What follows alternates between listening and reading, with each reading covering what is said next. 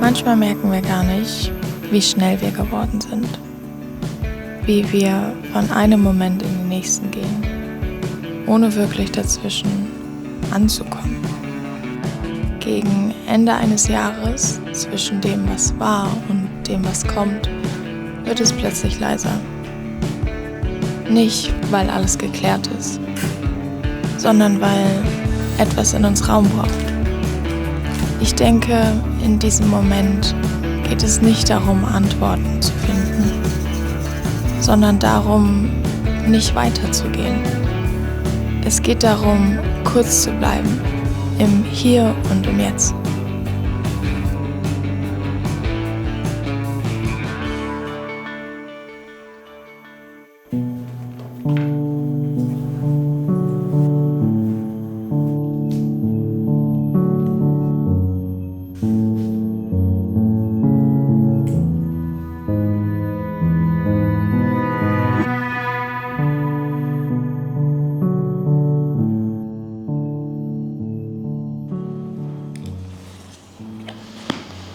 Dieses Jahr war wild und ich glaube, dass super viele gar nicht richtig wissen, dass ich mit meiner Produktionsagentur und meinem Content-Creator-Dasein tatsächlich selbstständig bin und diese Selbstständigkeit ja super viele Highlights mitbringt, wie zum Beispiel, dass man für eine Zeit lang hier auf Bali leben kann, aber gleichzeitig natürlich auch super viele Schattenseiten, wie zum Beispiel die fehlende Beständigkeit, die man sich irgendwie selber kreieren muss. Und ich glaube, dass diese Ups und Downs teilweise tatsächlich sehr viel interessanter sein können, weshalb ich dieses Video heute mache, weil ich glaube, dass Menschen, denen es vielleicht genauso geht oder die einen ähnlichen Weg gehen oder vielleicht so einen Weg gehen möchten und Menschen suchen, die ähnliche Struggles haben und eine ähnliche Vision im Leben verfolgen. Ich glaube, dass es hilfreich sein kann, ein bisschen seine Struggles auch zu teilen. Und deshalb wollte ich dieses Video aufnehmen, um euch ein bisschen von meinem Jahr 2025 zu erzählen und was ich so mit ins neue Jahr mitnehme. Denn das letzte Jahr war für mich ja das erste richtige Jahr in der Selbstständigkeit.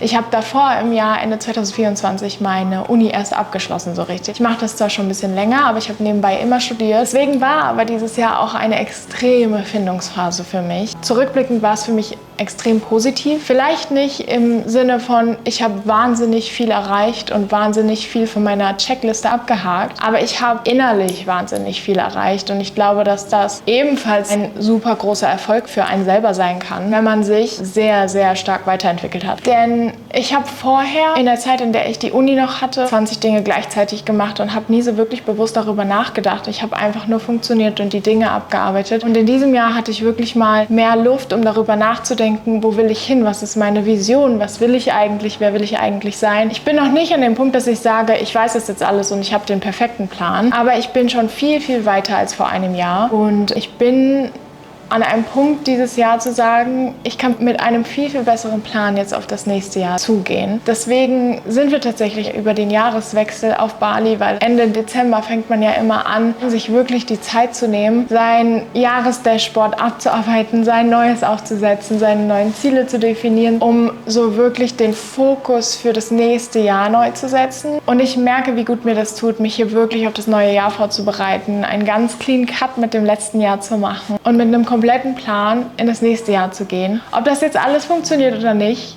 bei Gott, es funktioniert eh nie alles, aber zumindest hat man das Gefühl, die Kontrolle darüber zu haben. Morgen ist einfach schon Silvester. Das heißt, diese Vorbereitungszeit ist jetzt sogar schon vorbei, aber ich bin auch super happy damit. Wir haben wirklich die Zeit super gut genutzt und ab übermorgen geht es dann wieder richtig los, seine neuen Ziele zu erreichen. Ich glaube, das wird verdammt gut und jetzt schauen wir mal, was die Zeit hier auf Bali noch so bringt. Es geht aber auch noch eine Zeit lang weiter für uns und dann kommen wir auch noch mal zurück. Jetzt verbringen wir erstmal Silvester hier und dann starten wir ins neue Jahr.